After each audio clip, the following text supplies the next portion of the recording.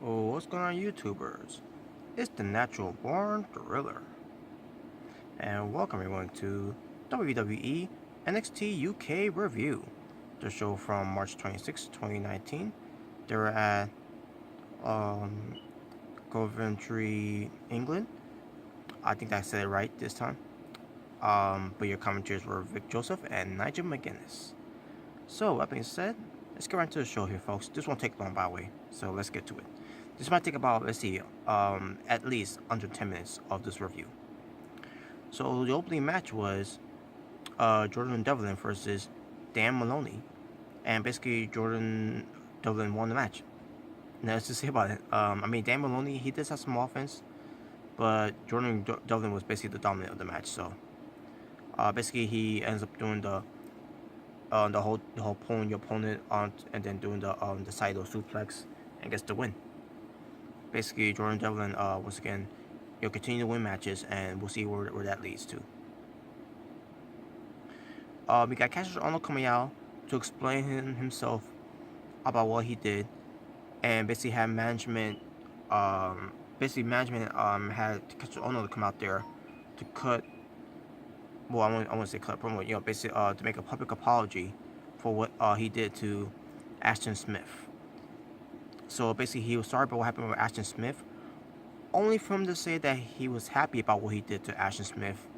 Basically, he's obviously the heel, in NXT UK, basically. And basically talks about, Travis Banks sticking his nose in his business, and basically that's going to lead to a feud between the two. And I thought, basically with Cassius Ohno coming promo here, he was very good of his promo delivery. Him being cocky, being not, being sorry, but then he ends up being not sorry. Um,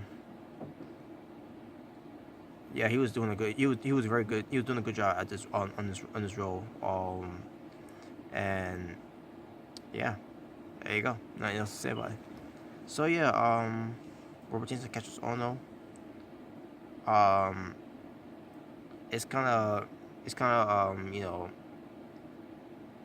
it's disappointing that he's on NXT UK, where he could be doing so much more. You know, but NXT they dropped the ball on him.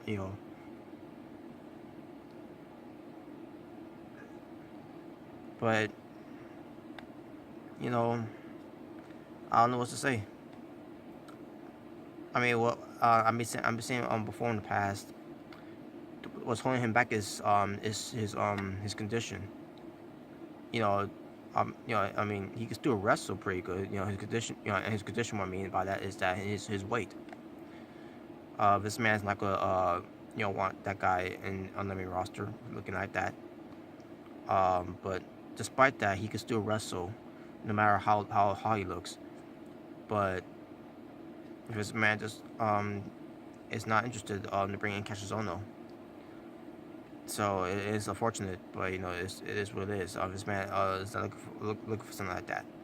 Now, if it was if it was up to Triple H, Cassius Ohno will be moving up to main roster. But to from moving Cassius Ohno from NXT to NXT UK, to Cassius Ohno is a letdown. Because again, Cassius Ohno should be on the main roster, and some people are gonna agree to me with that. But some might not agree with me because Cassius Ohno, again, because of his weight. But then you got Kevin Owens who's there as well. You got Samoa Joe who's there. You know, those guys can wrestle with the weight size they got, and so can Cassius Ohno. But unfortunately, that's not what this man wants. So, but we'll see what happens with Cassius Ohno though. Um, but also let me see a review package of Dave Mastiff. It's basically be about Dave Mastiff being ready. So nothing else to say about that. I mean, it was good though. Seeing a review package. Seeing a review package of him, of his wrestling and him training, do some heavy training and all that. Pretty good. We get to a promo where Jenny is saying, "Where in the world is Jenny? She's in India, And she's like, but wait a minute, where's Toni Storm? She's supposed to be the NXT Women's Champion, and she's not here. And she says, and she tells us why, because Jenny is better than Toni Storm. And basically, that's going to lead to a program between these two. Basically, Jenny is the number one contender to face Toni Storm for the NXT Women's Championship, the NXT UK Women's Championship, I meant to say. So, there you go. And there was no Toni Storm on the show, by the way. So, then we get to Xia Brookside, and she goes up against Rhea Ripley. And this match itself, I thought it showcased, a true underdog story in Xia Brookside because she's small, and then you got Rhea Ripley who's bigger than her.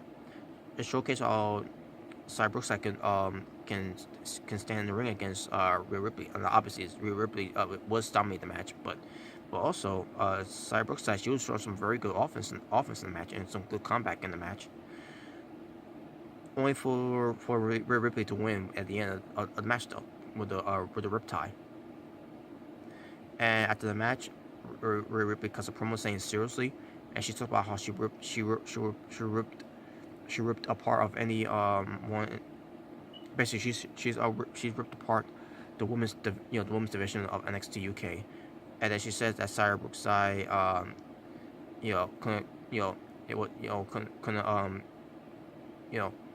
couldn't stand a chance, and said that she's dominant.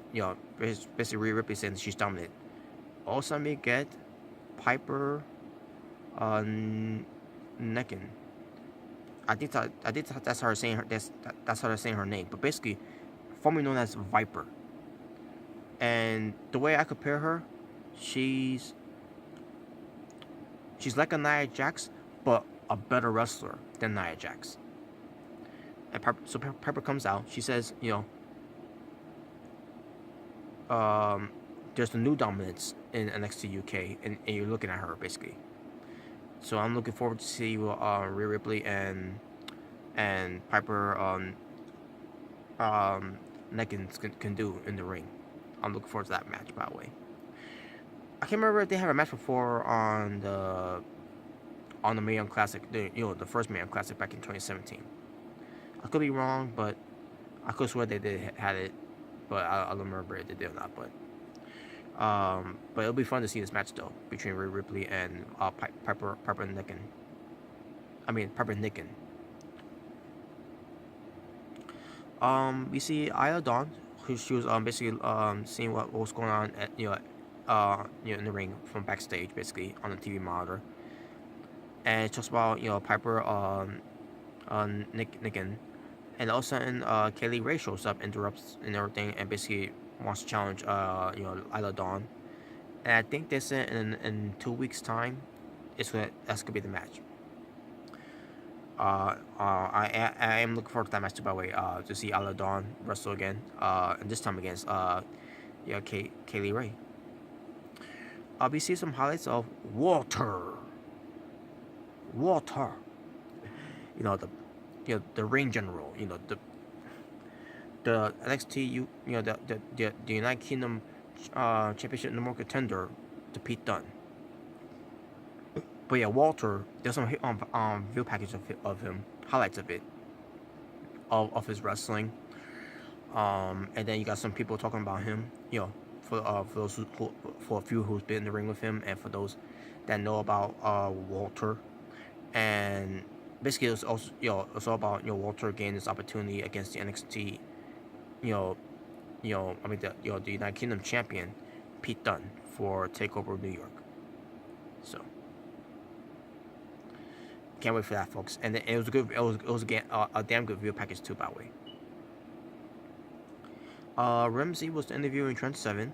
Trent Seven talks about Joe Coffey was saying, and basically now actually I can't remember if it pertains to Joe Coffey and Trent Seven, if this match is going to be in 2 weeks time or next week, or the one with Isla Dawn versus Kaylee Ray is going to be either this week, either next week or in 2 weeks. I think I had her a little mixed up there. I think Isla Dawn and Kaylee Ray is going to be next week. while Trent Seven and Joe Coffey is gonna be in 2 weeks time maybe. I don't remember if it was or not, but we'll find out pretty soon. But yeah, Trent Seven is gonna face Joe Coffey down the line NXT UK. We get oh yeah, hold on a second. Okay. Agner and Bardell. They basically look at Kenny and Armir were fooling around in training wherever, and Bardell was insulted because of that, you know, and Eichner agreed to it, and basically it's going to lead to a match. Yeah, it's going to lead to a match, obviously, between Fabian Eichner and Marcel Bardell versus Kenny Williams and Armir Jordan. So we get to the next match, Mark Andrews versus Noam Dar. This match was good. The crowds were into it. These two guys were going at it they wrestled each other before, which I think they may have before. But yeah, this was a good match between these two, Noam Dar and Mark Andrews. Wherever Noam Dar was against some office, wherever Noam Dar kept doing the like he's some kind of panther or something. I don't know what he was doing, and he kept on doing it too. And then when he stopped, and then all of a sudden, the crowd started doing it every time when Noam Dar against some offense of the match, whatever. And the entire crowd was doing and at one point they was going, "This is awesome," and then. And then basically we were chance to train blows between Norman Dar and Mark Andrews. When Norman Dar gets a blow on Mark Andrews, everyone goes and I thought it was funny though. These crowds were having fun. If excuse me, if there's anything that's that I could tolerate wrestling fans, it's UK fans, because they know how to have a good time. Unlike the WWE fans in America, not saying all of them, but the majority of them, they don't know how to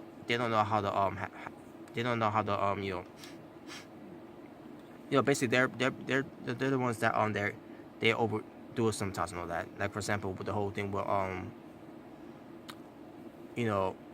chanting JBL, that instead just doing some chants that has something to do with the match, instead of doing some random chants like CM Punk and all that, and beach ball and all that bullshit. So in a way, I kind of appreciate these NXT UK fans, especially the UK fans, obviously. But unfortunately, in this match, folks, there was no decide winner in this match, because unfortunately, Noam Dar got hurt. Hopefully it wasn't the same knee that he got injured from last year. And then also Mark Andrews got hurt too in the match as well, from his knee as well, because his knee has been bothering him in the midway of the match as well. Basically, referee has called for no contest. He basically hoped the X like this, that there was something wrong. So basically Noam Dar and Mark Andrews both carried out the arena on stretchers, and they give it the thumbs up to let them know they're okay. Hopefully they are okay, especially Noam Dar, because Noam Dar, he looked like he was legitimately hurt. It was unfortunate too, and this was a damn good match too. I was enjoying this match. It was fantastic. But unfortunately, the injuries got in the way of it. Hopefully, it wasn't too seriously. It just sucked, man. And these crowds, they show support, standing ovation, clapping on that, and giving giving the chance to both guys for that basically thank God they're okay, they were there, and they cheer for them. So I hope Noam Dar is okay. I know Mark Andrews is okay, but I just hope that Noam Dar is okay too. And finally, we get to the main event to end the show: the United Kingdom Championship contract signing for Takeover New York for during WrestleMania weekend. You got Johnny Saint and Sid Scarla that are there to make it all happen. So Walter comes out, and then Pete Dunne comes out. So basically, they have a seat. Walter signs the contract first. He basically didn't say anything. He just signs the contract. He wants to immediately sign the contract. He wants to get this out of the way. Pete Dunne ends up getting a microphone, and so he's talking about how the fans want this match. Pete Dunne wants this match. Basically, Pete Dunne saying that he wants this match. He said he's been the United Kingdom champion for 674 days and counting. He said that NXT UK belongs to Pete Dunne, and the NXT and the United Kingdom Championship belongs to Pete Dunne. And he signs a contract and all that, and it's official. He goes to leave. Also, Walter speaks for the first time in NXT, because Walter never doesn't speak. And I wonder how good of a talker he is. Yeah, I thought he was a good talker here. But he says that he said take over New York and all that, and basically said, to Pete Dunne, don't be stormy like that. And he's like he'll put you through a table and all that. And he says that he's not going to because what pertains to his NXT, what pertains to his United Kingdom Championship is, time is going to be up, because the title reign will end because of Walter when he becomes the NXT, when he becomes the United Kingdom champion. So Walter, I thought he called a good promo to Pete Dunne, basically let Pete Dunne know that his time reign is going to end because, Walter. Look at him. And this match got me interested more to see how it's going to be booked. Pete Dunne, the Bruiserweight, versus Walter, the Ring General. And I'm really hooked up with this match, folks. This is the match I'm looking forward to the most on NXT Takeover New York. Besides the vacant NXT Championship between Adam Cole, baby, and Johnny Gargano. So, and yeah, and that was basically the end of the show for NXT UK from March 26, 2019. Talk my wrestling for this show. Actually, I think it's 3 matches. Yeah, it was actually 3 matches. Just like from NXT, there was also 3 matches too. But yeah, 3 matches though. And my overall rating for the show, I'm gonna go with a 7.5 out of 10. Good show. I thought it was a better show than NXT, but NXT was still a good show too as well. But this one stepped it up a notch. So, but yeah, there you go. That's my review. So thank you for watching. It's the Natural Born Driller, saying peace on the streets. Take care.